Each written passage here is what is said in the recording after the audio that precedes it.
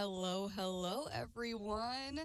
Happy Friday. Welcome back. My name is Bryce. This is my show, It's a Bee Thing. You're listening to WZMB 91.3 in Greenville.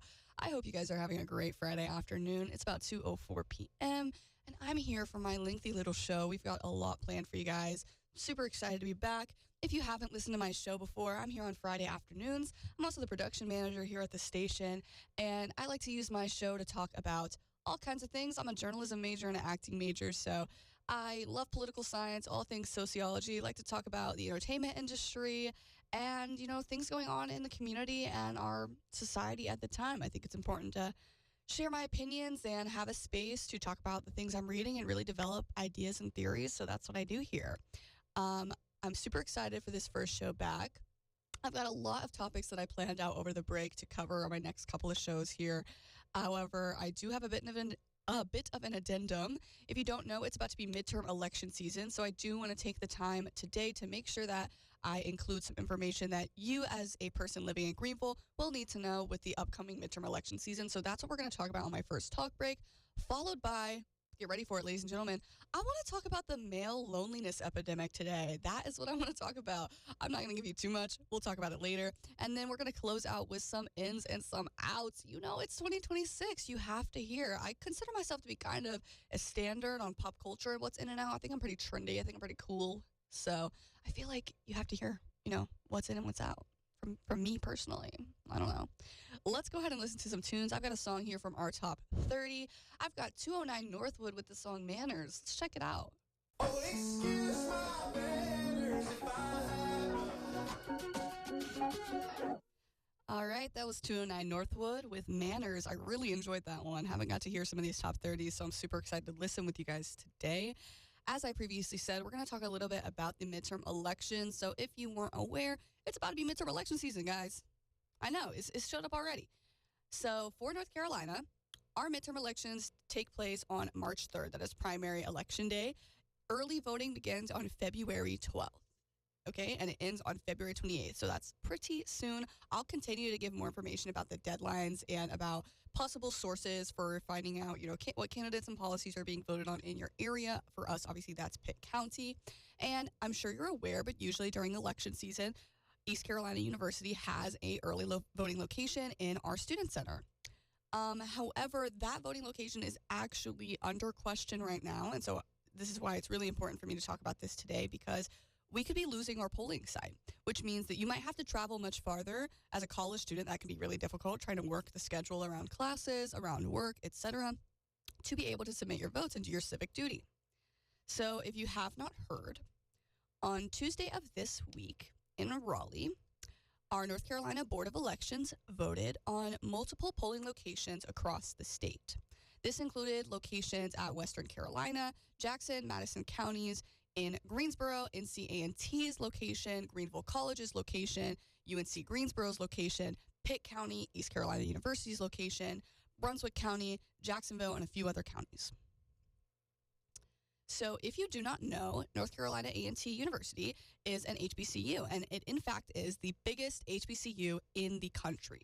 So this is a huge location for young Black voters to go and vote. A lot of students, a lot of people our age, if you're listening as a student, and, it's really important that us young people get out and vote, obviously, to exercise our civic duty, and many of us want to feel represented within the policies and within the politicians that are present within our state, because, obviously, the politicians who tend to represent us tend to be a bit older, and it's much harder for them to understand our opinions if we're not able to vote or even show up to these North Carolina Board of Elections meetings and let them know that we are invested as students and as young people in what happens in our state. And, well, that is exactly what did happen. On this past Tuesday at 2 p.m., there was a walkout across the state, culminating in a 5 p.m. meeting at the North Carolina Board of Elections meetings, where thousands of students from North Carolina A&T University and multiple other universities across the state came to this meeting to make their voices known, to be sure that someone was witness to the vote that was taking place.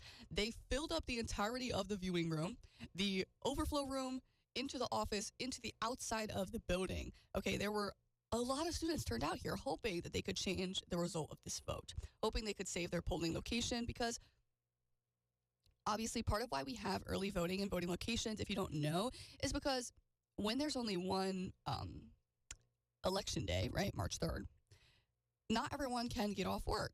So it's much harder to guarantee that every single citizen who would need to vote would be able to vote in that very small amount of time on one day. And most locations, obviously, if you imagine on one day, hundreds, maybe even thousands of people showing up to vote in one day, it would probably take a really long time.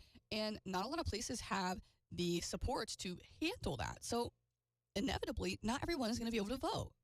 So that's why early voting locations are so important, and having that much longer time period where people can come in to vote, because now they could come in on a weekend, they could work their work schedule around it, they could plan it in advance, etc.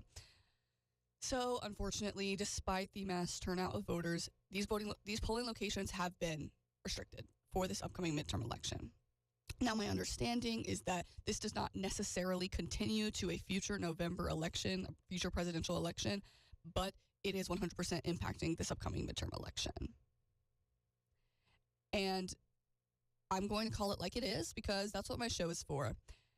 Despite what maybe have been verbalized as reasons for closing these polling locations, the result is the same. And that is a mass amount of voter suppression on young voters. And specifically when considering North Carolina A&T being the largest, once again, the largest HBCU in the country, a serious impact on young Black voters specifically. And I think that in today's day and age, that is extremely dangerous. I obviously don't want to lose my voting location because I'm an adult within society. And just because I'm a college student or located in a place with a college campus, I don't think that should mean that I should lose my polling location.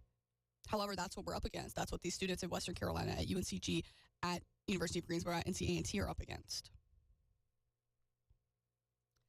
And also to assume that us young people, are less deserving of a polling location. I'm certain that everyone on East Carolina's campus would disagree. I'm sure that regardless of your personal opinion, you believe that it's important for you to vote, regardless of how you're voting. That's not important to the conversation.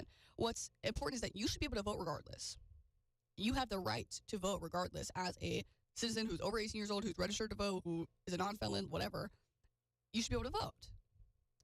So just want to make sure that everyone is aware, because, if you're not constantly watching the news like I am, it'd be pretty easy to have not known that this was happening, especially since NC-A&T is really this college that is the most impacted and the one that has been really pushing the information being spread about what is happening at the Board of Elections. So I wanted to make sure that I talked about it. And it's also important to note that if you do look up videos of the meeting and of the board, they actually, unfortunately, stripped many things from the record. There were votes by Republican lawmakers who voted to restrict the Democratic statements that were made and strip them from the record.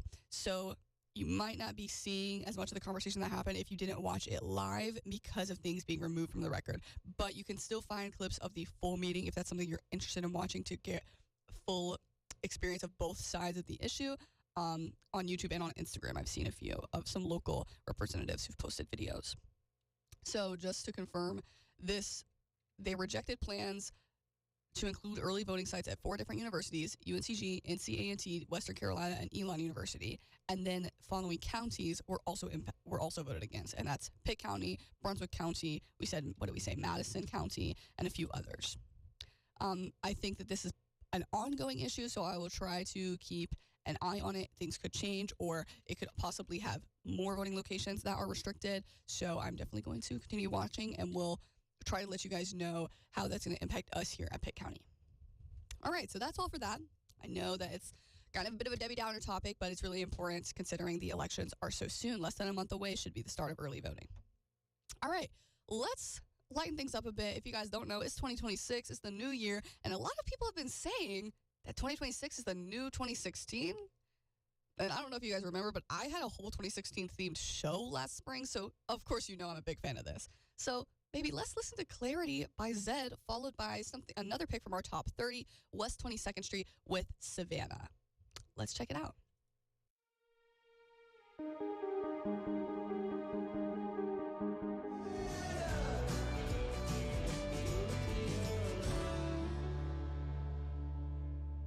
All All right, that was Savannah by West 22nd. I loved that. Yes, let's go back to Savannah. If y'all don't know, I'm literally from there. I transferred from Savannah College of Art and Design, and what a beautiful city. If you've never been, I completely recommend. It was so amazing, so full of like artistic people. It's so walkable. I love it. All right, if you're just tuning in, my name is Bryce. This is my show. It's a B thing. You're listening to WZMB 91.3. Do you want to hear a joke? All right, I have this Laffy Taffy wrapper here. Yes, I love Laffy Taffies. It's the texture. You have to understand. All right, let's read a joke. What bow cannot be tied? All right, I'm going to give you a 3, 2, 1 answer out loud, like Dora. Okay, good. All right, the answer is a rainbow. That was so good. What's the next one? Let's see. What type of bug has good etiquette? All right, 3, 2, 1. Answer out loud. Okay, answer is a ladybug. I mean, is there no man bug? Do men not have etiquette? Do men not have etiquette? Seems interesting to me. I'm not sure. Men, how do you feel about that? The claim that you don't have etiquette. I don't know. Well, you can tune in. You can answer, because actually we're talking about you, men. If you're listening, we're talking about everyone. Women, listen too. Everyone, listen. I'm talking about the male loneliness epidemic for this talk break for most of my show today. That's what I decided to talk about. If you guys have not heard the term before, May 3rd of this year, I think, was when it was first officially used in like an official capacity, and now it basically has been sort of co-opted by online social media influencers, and now you probably see people talking about the male loneliness epidemic all the time. But it's because the United States Surgeon General, Dr. Vivek Murthy, on May 3rd, warned the public about an epidemic of loneliness and isolation. Now, when he first said this, it was actually not specified to be about men, but now since the narrative has shifted a bit, and now you hear the term like male loneliness epidemic. Along with this, you probably saw that Vogue produced an article this past fall talking about how having a boyfriend is embarrassing now. Or you might have seen an article this past May that's now becoming popular again in the wake of that Vogue article by the New York Times, talking about how men on average are falling behind. And so I obviously, like many of you, heard about these articles, decided to read them because I thought the Vogue article sounded funny. And also I kind of felt that as someone who isn't really too overly eager to date, because it does sound kind of embarrassing, honestly. I don't want another person impacting the people's view of me, if we're being honest. But that's not specifically what we're talking about. So I did read those articles, and I'm here to talk a little bit about them and my understanding of them, so that we can add a bit of nuance to this conversation of a male loneliness epidemic, of the concept of men falling behind. I also read over my break, I started reading a lot of nonfiction, and one of the books I read is by one of my favorite authors, Amanda Montell. She wrote this book called Word Slut, which is all one word, which is a book about the history of gendered communication throughout the world, not just in America, but throughout the world and literally throughout all of human history, how language has changed, both the words we use as well as the structure of our conversation and the connotative and denotative meanings of words. If you don't know, many of the words that are derogatory now used to be even positive or meant something completely different years prior, when they first were introduced into our lexicon as humans. So she talks a lot about that. But she also has a section where she talks about how the actual structure of our conversations as women versus the structure of our conversations as men is actually completely different. Now, this is not about sex assigned at birth. When you're having this conversation about communication, about gendered language, what this is specifically, and I would say when you're talking about the male loneliness epidemic, when you're talking about, quote, men falling behind or having a boyfriend being embarrassing, it's not about necessarily sexual differences. This is very specific to how men and women are socialized, is really what it comes down to. And that is really the defining factor of what kind of separates us as two different genders, you could say. So let's dive deep, ladies and gentlemen. Male loneliness epidemic. Obviously, I too have seen a lot of men talking about this on Instagram and TikTok. And usually when I read this, I scroll or I roll my eyes and maybe I watch it for a little bit, but probably I'm going to be like, oh my God, come on, me personally. But I feel like it deserves some time to talk about it. So let's talk about it. So the actual statistics to back this up, or what I'm going to present you with first, and then we're going to kind of contextualize them a little bit. All right. So in 2021, we had a study that found that 15% of men claimed that they have no close friends, which was a 12% increase since 1990. Then in 2023, another study said that a majority of men agree with the statement, "No one really knows me well." And Gen Z specifically had the highest agreement with that statement. So that's us, college students right now. And then in that same study, a majority of men stated that they only have one or two close friends in their area and that they feel they can confide in outside of family. And then when you get specifically to romantic relationships, in 2022, a study by the Pew Research Center found that 60% of men under the age of 30 were single, which was double the rate of women at the time. So that does sound like these are pretty isolated issues to men specifically, especially considering that last statistic where women were like experiencing it at 50% less than men. And then they went on to say that 1 in 5 men are either not looking for a relationship or unable to find sexual partners, is what it says.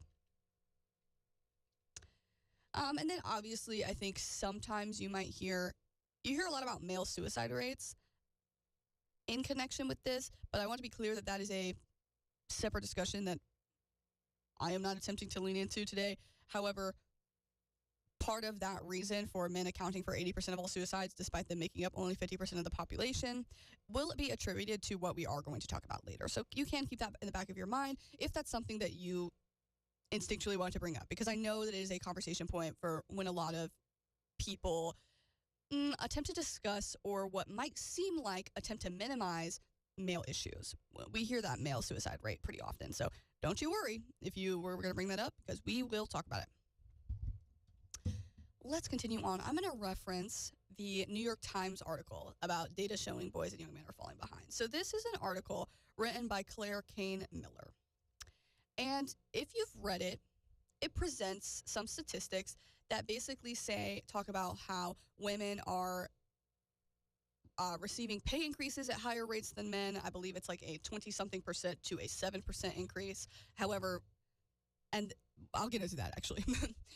And they also go on to talk about how women are participating in college and university and graduating at higher rates than men. She also talks about how they have higher employment rates than men, and a few other things. So she presents this idea in talking with a few researchers that society is starting to shift to favor women, and it's causing boys to fall behind. She quotes things. She talks about how young people themselves tend to agree that girls are now at least equal to and often doing better than boys. Many young men say they feel unmoored and undervalued. Parents and adults who work with children are worried about young boys. And so it presents a pretty clear narrative here that women are succeeding and men are falling behind as a result to that, as a result to this now shift, now that we've had sort of post-Me Too movement, post-fifth wave feminism, that, women are doing good now, and what the heck, we left men behind with all this girl power stuff. Which, fair enough. I remember growing up in the 2010s and seeing all the girl power that was happening. Like, Barbie was huge. And I remember the girl power movement being a thing, and I remember people at that time, I think we like to ignore this fact, but I vividly remember people in the 2010s saying, hey, this like girl power movement is damaging our young boys. And I think now what we're seeing is the boys who were young boys at the time growing up with me, my generation, and millennials as well, who were impacted by this push for girl power movement, are now feeling left behind, are feeling maybe disenfranchised even. And that's what's important to discuss. The fact that these young boys who did get left behind in the wake of this movement, in the wake of fifth wave feminism, right, are now adults, are now consuming content, are now of voting age, are now producing content, and now are the people who we can have these statistics about hiring rates and about graduation rates and et cetera on, right? And so they are really largely the people who are producing now this narrative about the male loneliness epidemic, about men falling behind. So we didn't catch it before, right? Or maybe we just didn't do enough before to create an equitable situation. Fair enough. It's pretty hard in a patriarchal society to attempt to create an equitable playing field. And here's why. This is what we're going to talk about. If you'd like to read this article that I'm going to be referencing, it's a really great article. It's by Katie Jagielnicka. I'm so sorry. It's a really long last name. And it was produced in May following the Times article that I just referenced. And it's called What the Men Are Falling Behind Panic is Really About. She posted this on Medium. She's a journalist. And her claim here that I very much agree with, and the lens that now we're viewing this information from, is that it's not specifically about men falling behind. And what that means is that, yes, men are falling behind, but the language that we were using to discuss it, when you hear buzzwords and what I would say are signifiers like the male loneliness epidemic, they're actually virtue signaling to a much more dangerous issue and a much more, what is essentially anti-woman cultural idea that we see happening right now. So let's dive into this, okay? So that I can support those claims that I just made, if that sounded like crazy talk, okay? I understand. Basically, the idea here is that in Miller's article, the Times article that we talked about, right, we're pretty confidently claiming that boys and young men are worse off than their female peers. However, they would use statistics like the ones I talked about, right? While women earn less than men, their median weekly earnings have climbed 19% since 2000, while men's have increased just 7% in that period, right, that I was talking about earlier. The statistics about female graduation rates and female enrollment rates in higher education, etc. And they use these statistics, but then do not contextualize them within the society in which we live in to give the reason why these statistics are true, okay? So here, we're going to be breaking down each of those statistics. All right. So although it says that the median weekly earnings have climbed 19% for women and men's have only increased 7%, in 2000, women earned an average of $300 per week, which has increased to $358 today. Men, on the other hand, earned $402 per week in 2000, climbing to $429. So still, what we are seeing is the ever-present gender pay gap that, people have been discussing for, it feels like 100 million years. So I'm not going to hone in on that. I think that I don't need to throw my hat in the ring on that.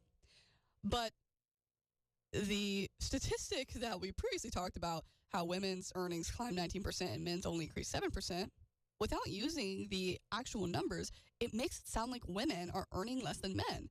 And the actual data shows, the same data that they're quoting shows, that women are still continuing to earn less than men. In fact, have not climbed enough to have reached an equitable, same amount, right, as men.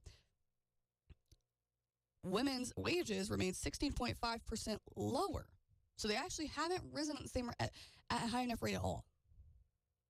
So I just want you to think about, what reading a statistic like that in isolation could do to someone who already feels as though, to a man who already feels as though he's a victim to this male loneliness epidemic, who already feels as though he's being surpassed, who feels as though so much of the language online is not accommodating to his viewpoints. And, basically every woman you meet nowadays has some story about how much they hate men, right? It's kind of everywhere. And so imagine how that must feel for these men. And then you see a statistic like that says, oh my gosh, well, they're freaking earning more than us. Their wages are raising at higher rates than us. So why are they so upset? Why does every single video I see women making about men so negative when they're literally fine, right? Think about that mindset for a little bit. Let's continue. In relationship to specifically those wages that we're talking about, another phenomenon that we see is that when women are entering the workforce into these positions, into these higher paying positions that men may have previously held, actually, both the pay and prestige of those roles decline. This is a phenomenon that they call occupational feminization. Basically, because now that it's a job that women can do or women are doing en masse, it loses its respect, it loses its importance in the eyes of people within the workforce or people on the outside looking in. So in Miller's article, she quotes a sociology professor from Stanford saying that the contemporary American economy is not rewarding a lot of the characteristics associated with men and masculinity, which is what a lot of these men who are talking about the male loneliness epidemic feel, that when no one cares about my masculinity anymore.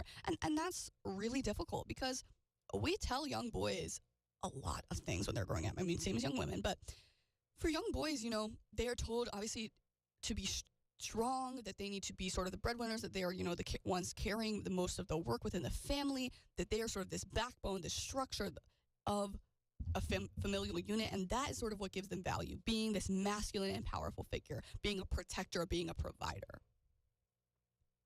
And now men are reaching the workforce and also reaching, leaving their homes, coming into communities like that at college, or just like those that they might live in as adults, and being surrounded by women who are sort of now in a place where we're not placing as much societal value in those traits, because a lot of women are now in a place where they provide all of those things for themselves. So what we're seeing is kind of a deficit, that quote we talked about earlier, where, most men are single at a double the rate of women of the same age, because a lot of women nowadays are saying, like that is having a boyfriend embarrassing article, that, well, they have all the skills that they need.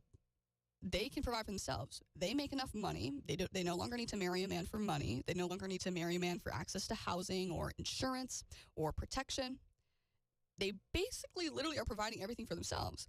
And they subsequently say that even though, the romantic relationship side of what maybe having a relationship with a man might fulfill, they might be missing that, right? Well, then they say, oh, no, actually, I'm not missing love. I'm not missing any fulfillment when it comes to my relationships, because I actually have like all of these friends, and we have dinner parties together, and we go to each other's houses, and we go on dates with each other, or I take myself on a date. You see a lot of women, including myself. This is like totally my habits and most of the women I know's habits.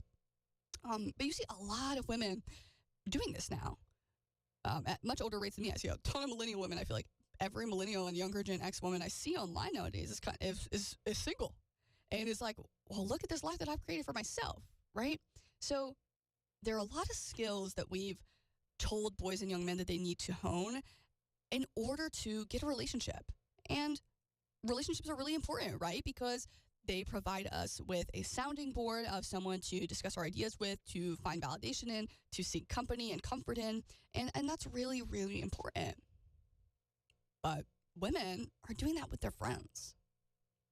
So now you have a generation of young men who was taught that they needed a certain set of skills in order to be valued, and then, in order to build a family, in order to find a partner, and all of these things, in order to be successful in the workforce. What they're finding is that they're not successful in the workforce, is that their hiring rates are lower, their graduation rates are lower, is that they are not finding partners. No one really wants to date them. And they're also finding a perceived negativity associated with these traits that they were told to develop from such a young age in order to find these things that they're also not finding. And that is pretty scary, right? That's pretty difficult for someone to experience, genuinely. I'm like bottom of my heart expressing that. That would be terrifying for someone, for a young person. Absolutely terrifying. That's ignoring the fact that, like, most men are probably not in therapy, right? So how do you deal with all those crazy emotions? I don't know, right? So you're like, let me look for someone who understands, okay? Because, I mean, most men, as we know from these statistics, are experiencing this. So they're going to look for someone who understands. They're going to look to, who do we find that they look to? Who do you think? Social media influencers, right? Podcasters, right? Specifically, men who are succeeding because they want to be like them. So we see this rise in a lot of people consuming Andrew Tate, Elon Musk, all these male figures who are successful in what we have told men that they need to be successful in. And young men are perceived to be not successful in those rates. So they're like, dude, what do I do? So let me look for these people who are successful. Let me see what they can tell me. Okay, yeah, that makes sense, right? I'm going to look for some advice from people who are successful, who have the life that I am told I'm supposed to want and have. So let me see how they got there. Let me see what they have to say. And maybe that'll help me get there. And what do they have to say? Well, here's one. We are seeing that college now, this is in that Miller article that I was talking about, okay?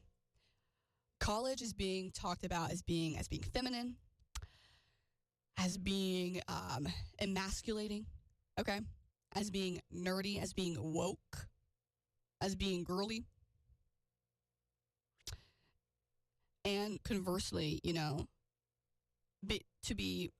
an alpha mindset, to have a grind set, to be a real man, to be successful, to be powerful and a provider and all of these things that they're supposed to be. Well, there's a new pathway, right? It's a hustle mindset, okay? Take a few of my online courses. Don't go to school because, well, you're outnumbered at school. At college, women have a much higher enrollment rate, have a 60% enrollment rate to men's 40. And you're outnumbered there, okay? You can't see yourself in anyone. You don't feel like you have a community. You don't feel supported. So it makes it that much easier now for the narrative surrounding higher education to be shifted to now the narrative surrounding higher education is that it's nerdy, is that it's emasculating. So that's that same thing we were talking about earlier where, what do we call it? Let me pull it back up for you guys so I don't mess anything up here.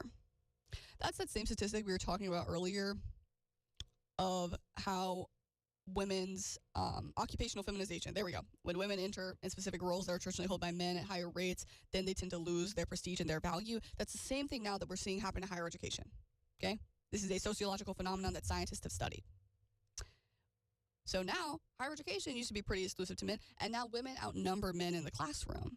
So now what are we seeing? That same occupational feminization is happening, and now higher education loses its value. What else is losing its value when it comes to occupational feminization? Well, one of the biggest things is reading, actually, which y'all know I love to read. So this is like totally up my alley here because I've been wondering actually like why no one else my age reads. And it's not just boys, but there is something specific to be talking about there as well. So let's dive into it. I'm pulling up this statistic for you. All right. What we see here is that young men are not pushed to read, from a young age. And then it tends to create, we see that we have statistics here talking about how men are less able to concentrate on longer subjective books. They're less involved and less invested in books.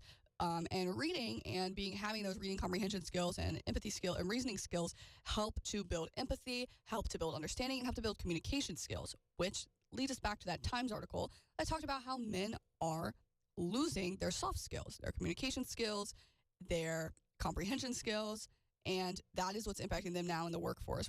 We're presenting this narrative that now men are falling behind in the workforce, falling behind at home, falling behind in relationships. Okay, so it's clear here that it's not just men. Like, it's not just an individual who just, they're suddenly struggling, okay?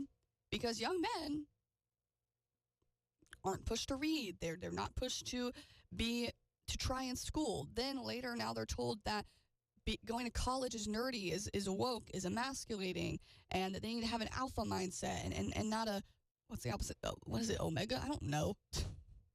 Things are being called submissive, right? This language is very specific. That is what Amanda Montell talks about as well, right? This very emasculating language that we're using, right? Alpha versus like being submissive versus having a grind set versus being nerdy or woke or whatever. It's very specific from when they are children to now when they're adults. So that sucks, man. That really sucks for these men. Okay?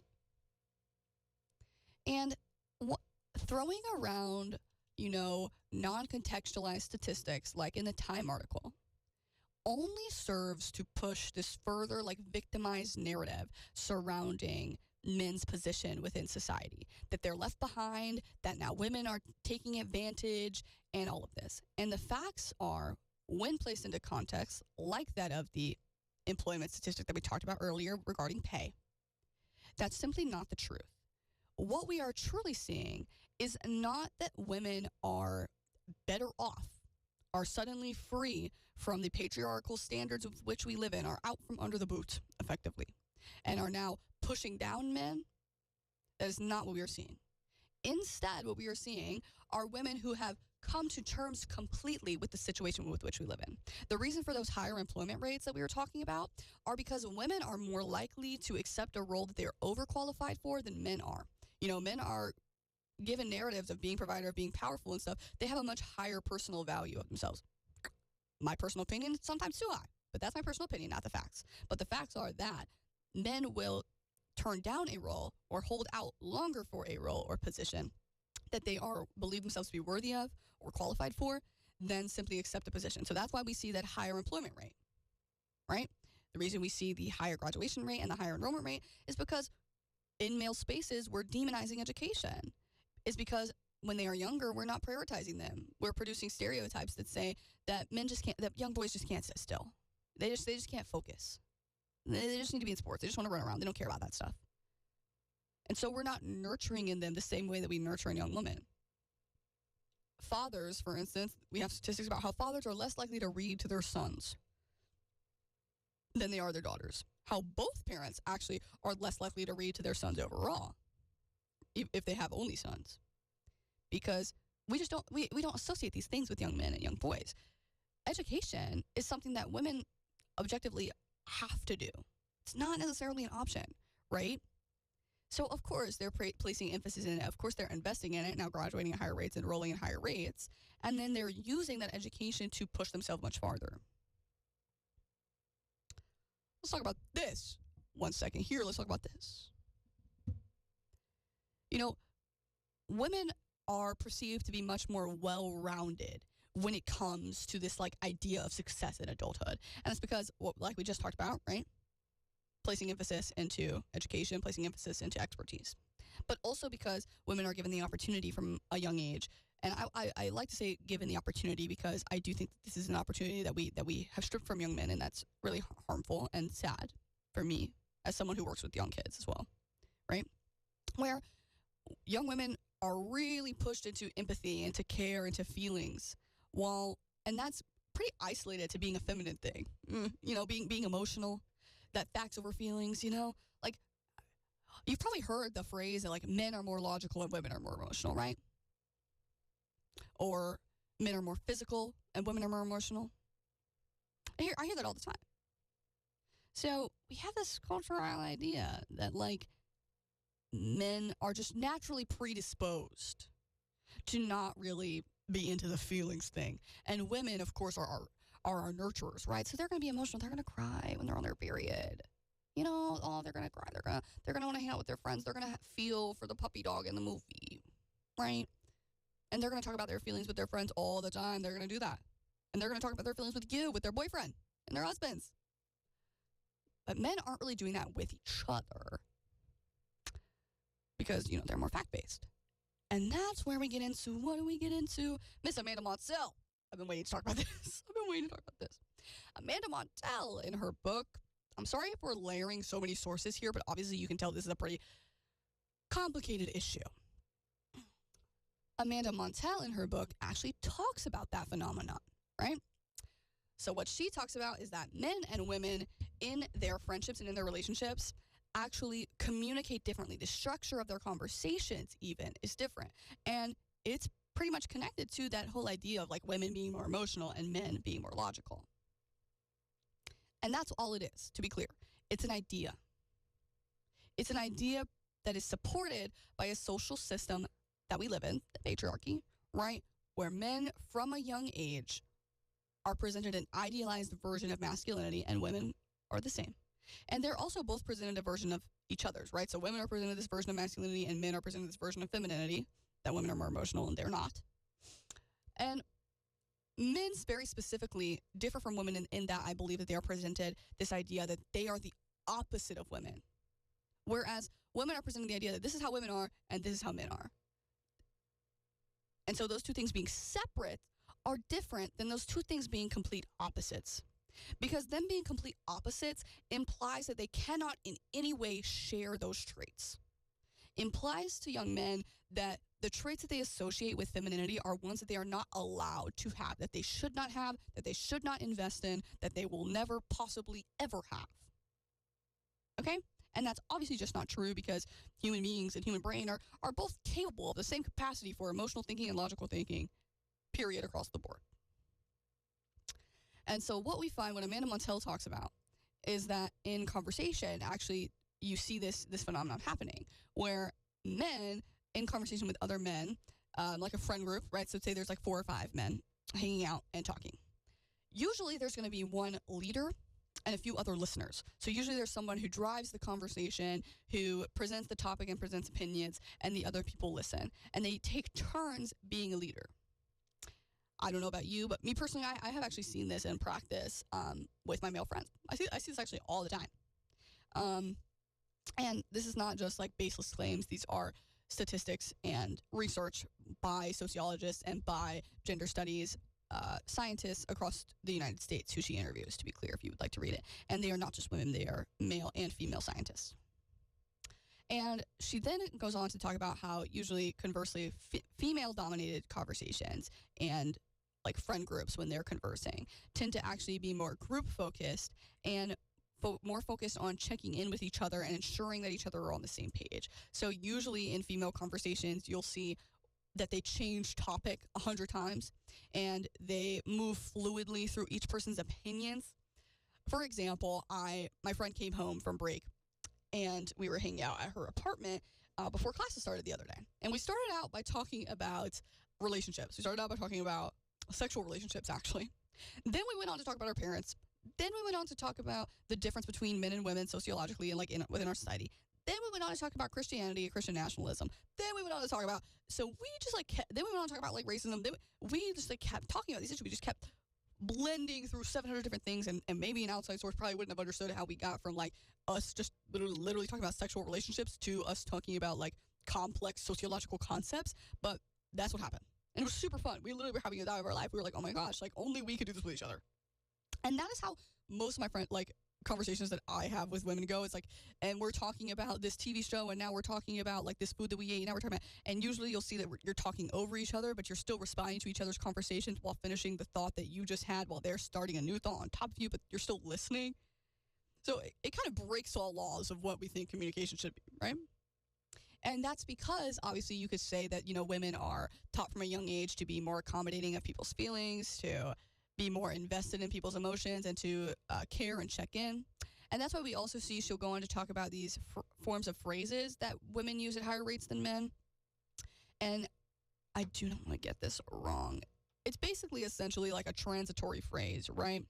So they're phrases like what I just did, like, or I feel like, or just, or maybe, and, or literally. That's a huge one.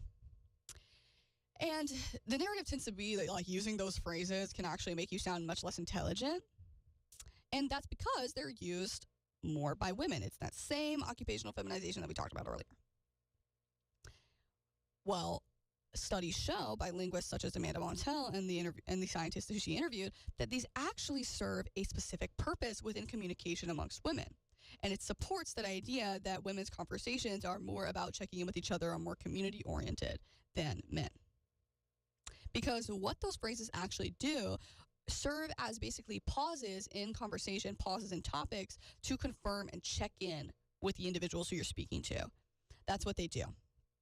That way, you're constantly checking to see, okay, are we all on the same page? Are we all fitting this conversation topic? Okay, are we all invested? Are we all participating? And if not, you might shift. And obviously that is contrasting to what we just talked about, where we see that in male-dominated conversations, you see one specific speaker and a group of listeners. And maybe they take turns being a speaker, but there tends to be a leader in male-dominated spaces and conversations. So what they're not doing is that checking in practice, is that talking over each other and making sure that everyone's on the same page and confirming. Each person is instead taking turns. And it's not that either of these things are presented as a right way of communicating or a wrong way of communicating. They're presented as, like we just said, not opposites, but two separate things. Two separate things that, yes, are influenced by the way that male and female children are socialized and brought up into the world and behave. But simply two separate things, not opposites. Neither of these groups holds skills that the other cannot have. They are simply structured completely differently. Does that make sense? So this idea that the male loneliness epidemic presents, this idea that the Times article presents, that like women are obtaining skills and are taking advantage of things that men are not, and they're leaving men behind, is not true. These are skills that women have always had. These are skills that women are continuing to place emphasis in. These are skills that women are not now hiding, because now we're pushing back. Women specifically, collectively, within their friend groups and within their relationships, are pushing back against the idea, that occupational feminism thing, that those traits are negative, that those traits are inherently less than, or that they are opposite to men. They're simply traits, and they have positive uses, specifically even ones that men could use. So the difference here is that men are not falling behind. It's simply that women know that men and women are not opposites, that they are two separate things, and that to be successful, you need to contain both of those things. So most women do, right? They live alone, they have power, they have education, they provide for themselves. Those are the things that men are taught to do, like we talked about earlier, right? But they also have the other side, which is they have emotional fulfillment, they have emotional intelligence, they talk about their feelings, they place emphasis into their personal relationships. So they kind of have everything. They're pretty fulfilled, right? But what we talked about earlier was that men are taught that these two things are opposites. So they're not taught that they can also have the things that they're told women have, which is that emotional intelligence, which is those feelings, those emotions, and the personal relationships. So they have the ability to provide, they have the masculinity, they have the ability to protect, they have the monetary gain, but they don't have the relationships, they don't have the emotional intelligence and the communication skills and the soft skills. And that is why men are falling behind. That is why it's embarrassing to have a boyfriend, like the Vogue article. Because women have such fulfilling and whole lives as is now that we're like in 2025 in the modern era, and they've figured out how to accept the situation they've been given and take advantage of it and go for it. And so women en masse are really not interested in bringing a man that does not have the same traits that they have into their lives, because they don't need those stereotypically masculine traits anymore, because they have them, which is not a bad thing. It doesn't make them masculine. It doesn't make them less worthy. It doesn't make them woke. It doesn't make them stupid. It makes them actually a whole human being. And so the point here is not that like something should change so that women go back to their traditional roles so that men can be back where they're supposed to be. It is not that. It is that what we're seeing now is men can no longer get away with simplifying their identities and their relationships, right? They need to be whole individuals. They need to invest in themselves in the way that women do. They need to invest in their relationships in the way that women do. This is difficult because a lot of men obviously don't do that. We talked about that earlier, how most men say that they have less than one or two close friends. It was about 48% of men said that they don't have anyone close they could talk to outside of family. Over 50% of older millennials to Generation Z agree with the statement, no one really knows me well, with Generation Z having the highest percentage of agreement among all people who responded, right? Those codes we talked about earlier, they don't have the relationship side. And now that women are not really seeking the relationship side, which is how men would traditionally fulfill that need, they don't know what to do. So they're falling behind in that way. So I'm going to present a solution. My idea of a solution in this crazy conversation that I just spent the last 20 minutes going over for you guys and examining in the way that my brain thinks about it.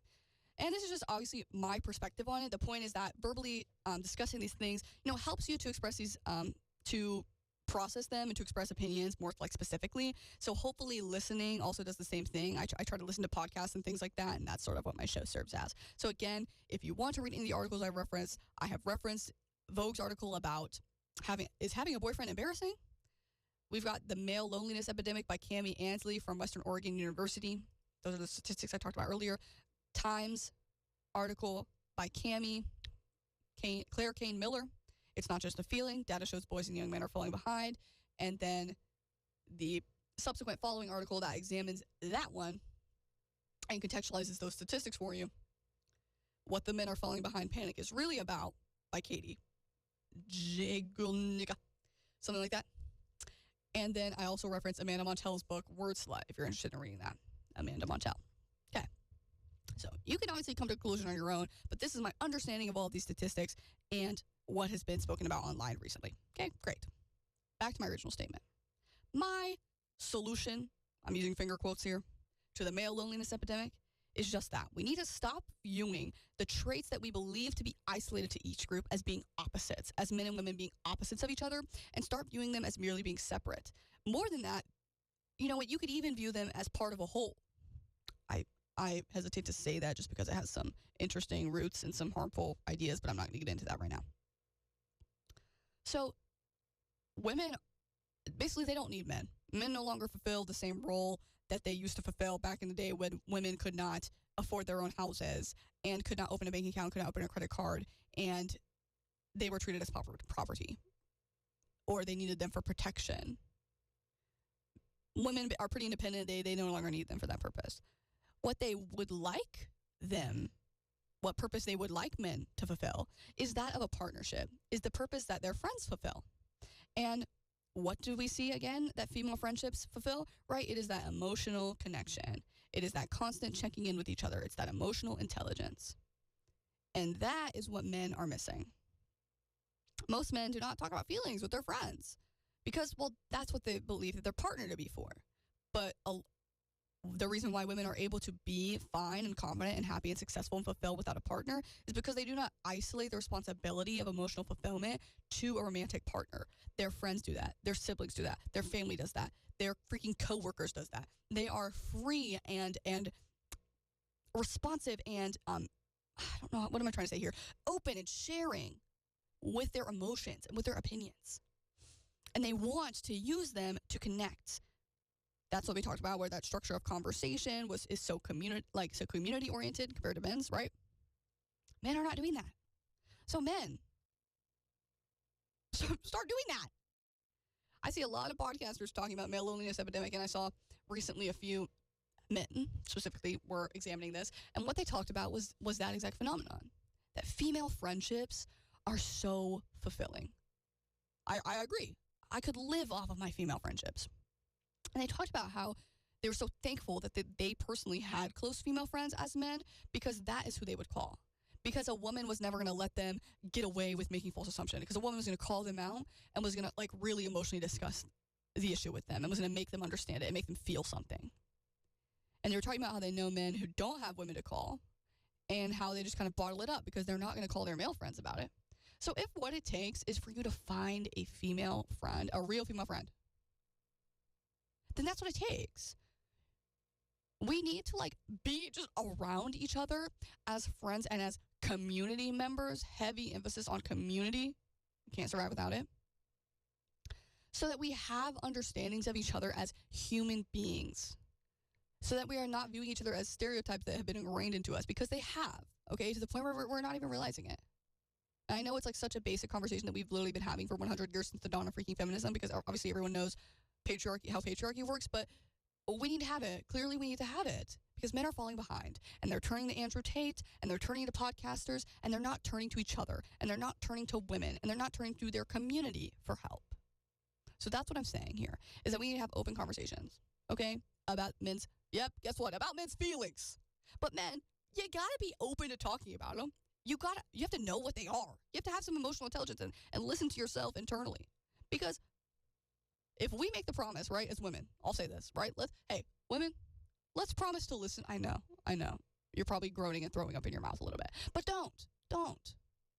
Because they do need someone to listen and to push them. And we have these skills, right? It's kind of my core belief about kind of anything in society is that if there's ever two groups who are kind of at an impasse, it's always the responsibility of the group with the more privileged viewpoint and the more education and safety regarding the issue, safety keyword here, not just education, okay, to be the one to educate the other side. So in this context, it's going to have to be women.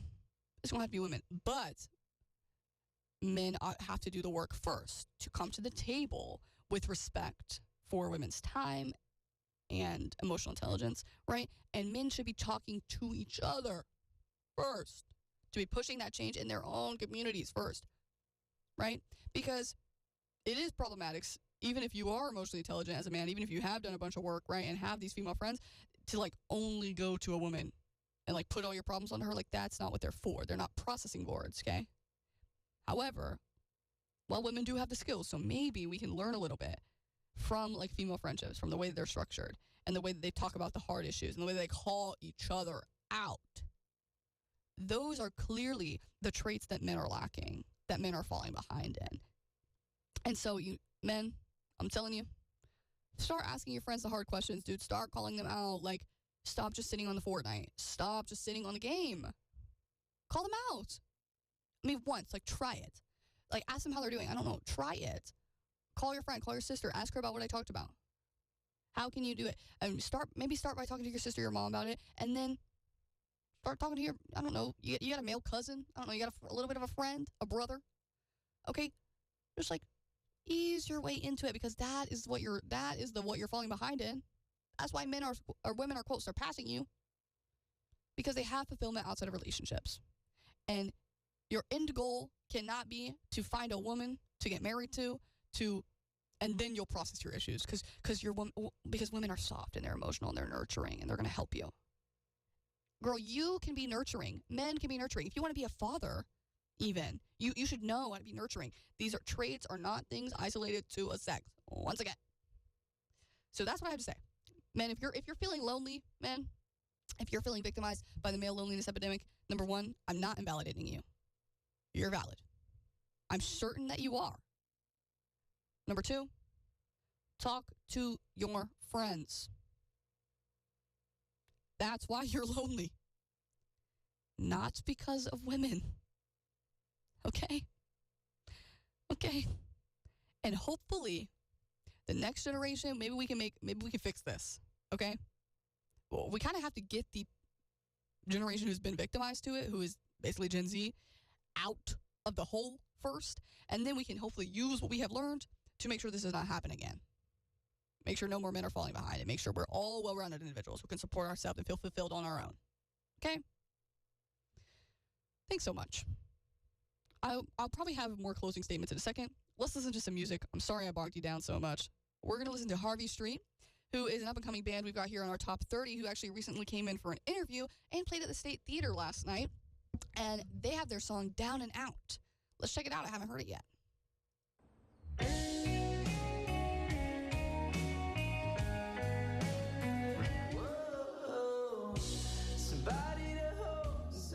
That was Harvey Street with Down and Out.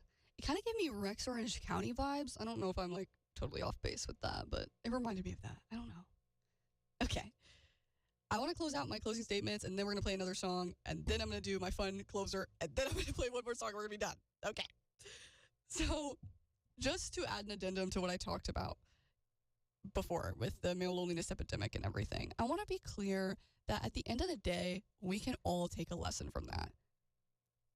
We are living in an era where we are so heavily isolated, post-COVID, whatever you want to call it. We're so isolated. Everyone in my classes just sits on their phones all the time. The classroom is clear before the teacher even finishes speaking their last sentence. I look around, boom, it's empty. It's like literally like the memes, girl. No one's hanging out talking. Like, I'm not seeing people hanging out. It's like, what's going on? We have no community. We're too scared. We're so scared to share ourselves. I'm literally writing an article about this right now, actually. We're so scared to share ourselves. We're so scared, the fear of being made fun of, the fear of being, I don't know, isolated and made fun of for sharing, I guess. You know, word am I looking for here? The danger, I guess, perceived danger in being open and honest with our feelings. It's a lot, and everyone is experiencing it. We live in an age where anyone can say literally anything they want about you online behind a screen and an anonymous username. It's pretty scary to think about raising your hand in class, to think about talking about your feelings with your bros, okay? So we all need community, but it is clear that our men and our young men kind of need it the most right now.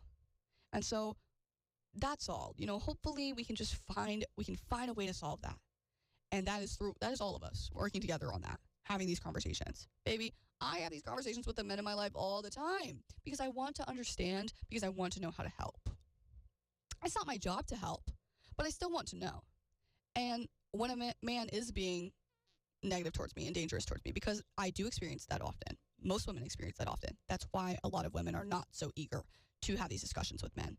I will remove myself from that situation, but I am lucky enough that I'm in a position where it doesn't stop me from trying again. So that's where I'm at right now on that issue. Let's listen to some Title Fight. All right. And then we're coming back. And I'm going to do my ins and my outs for 2026. See if y'all agree. And then I'm going to close out the show. I've got Crescent-Shaped Depression by Title Fight. Please enjoy.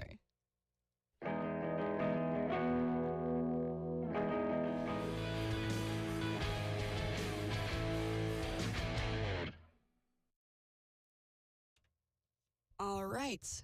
We're so back, guys. I got distracted. Almost didn't turn my microphone on. What the heck? Let's do my ins and my outs. You know I have opinions. Let's see if we agree on anything. I feel like I'm going to start with my outs because they're kind of negative, and then we'll end on a high note. Okay. Exactly. Okay.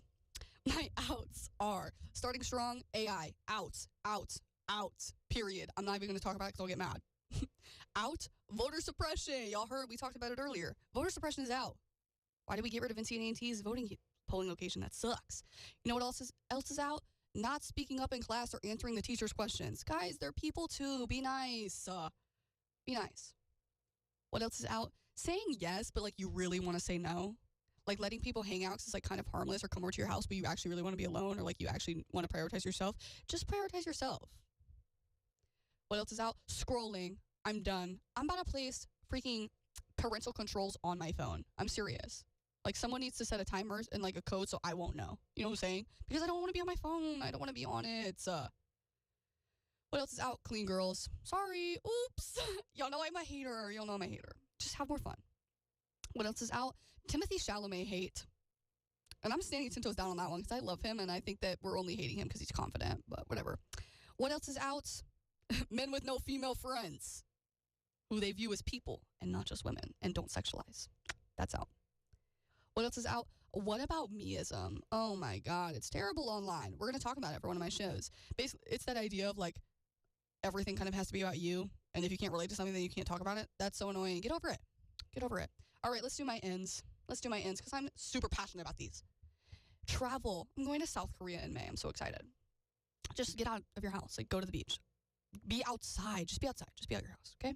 Investing in your future and your future self. That's so in. Invest in yourself. Like, really, really think about, like, what do you need? It's so hard nowadays. So please do that. Reading.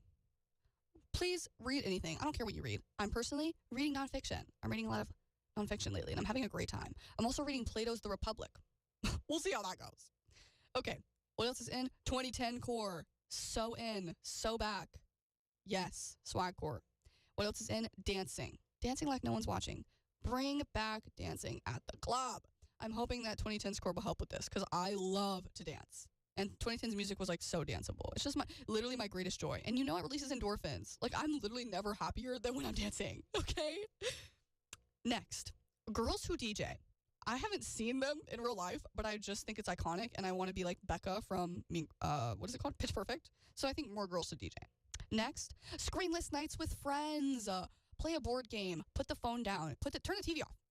I don't know if I'm like a fan of the TV off because I think screenless nights with friends can be like watching a movie, and I hate people who don't like to watch movies. But like make some dinner, play a game, do some scrapbooking. I don't know. Just put the phones down. Like don't sit with your friends on the phone. I personally do this all the time with my friends because I hate, again, like I said, I literally hate being on my phone, but bring it back. Try it out. Next, whimsy. I love whimsy. I don't care. I want there to be 100 million colors. I want there to be glitter everywhere. I want everyone to laugh all the time and dance and, I don't know, things like that. Drive with the windows down. That's what I want. Next, Star Wars and the Hunger Games. We are so back. I didn't get to talk about this, but I'm back in my Star Wars era. And you all should be too. Especially because, you know, it's pretty poignant. Okay, I'm not gonna say it, but I'm sure you know. Star Wars and the Hunger Games, bring it back. Okay, the last one is the most important one. The most important one. And that is that 2026 better be the year of analog activities. And what do I mean by that? I mean CDs. I personally collect CDs, but you can also do vinyls. You can also do 8-track tapes. I have a couple of those. I personally just love CDs. I went and bought like 100 from the freaking store the other day. Whatchamacallit? Alley Cat. So CDs, get yourself a CD player. Yes, even I really want a portable one, and I can like wired headphones listen while I'm like walking around. Okay, an iPod. Bring back an iPod, a flip phone even. Going to the movies, going to the theater in person, coloring, reading, scrapbooking, knitting, anything like that. Again, just literally anything that's not scrolling is analog, okay? DVDs, physical media is really important, especially now when like literally anything can just be taken off and you might never be able to watch it again. So that's my hugest one. I already collect CDs. I already do a lot of analog crafts. I really want to find a CRTV. I have wanted this for literally 2 years. and I want to start collecting DVDs so like I can watch DVDs. That is my just dream. But also just go back to the movie theater. I'm personally seeing a specialty showing of Sentimental Value, which is the new Norwegian film with English subtitles. I've got 2 free tickets to the AMC if anybody wants to come. Listen. And that's what I'm going to see because I really want to see it. And it literally is only showing one singular showing, but it's one of the shows up for like an Oscar. So I will be sad going to see it. Yeah, just go back to the movies, guys. I hope you guys enjoyed my show. Thank you so much for listening. If you were not aware, this was my show, It's a Bee Thing. My name is Bryce, and this is my show on WZMB 91.3. I'm here every Friday. I'm the production manager here at the station. We have so much fun things coming around the station, guys. Battle of the Bands is going to be March 20th. Don't tell them I told you. Don't tell them I told you. But Battle of the Bands is coming up. We do so much cool stuff. We show lots of cool artists. We collab with radio stations. We collab with everybody. It's so cool. Okay, thank you so much for just listening. If you're online, if you're, I don't know, in your car, driving to work, driving to class, thank you, because we need that. We need you supporting us. So please feel free to follow our Instagrams. If you want to listen back to any of my shows, they are all on my YouTube channel, Lime.Sorbet, which is the same as my Instagram. Lime.Sorbet. That's just what I call myself. I don't know why. So if you want to listen back to this show or any of my previous ones, you can in podcast form without the music on there. And then later on today, if you want to stay tuned in, let me check who's here. Oh, shoot, I don't have it. Someone's coming in at like 7, guys. Just trust me, someone's coming in. Oh, DJ Pick 6 with the script is coming in, I think. So just stay tuned in, okay, to the station.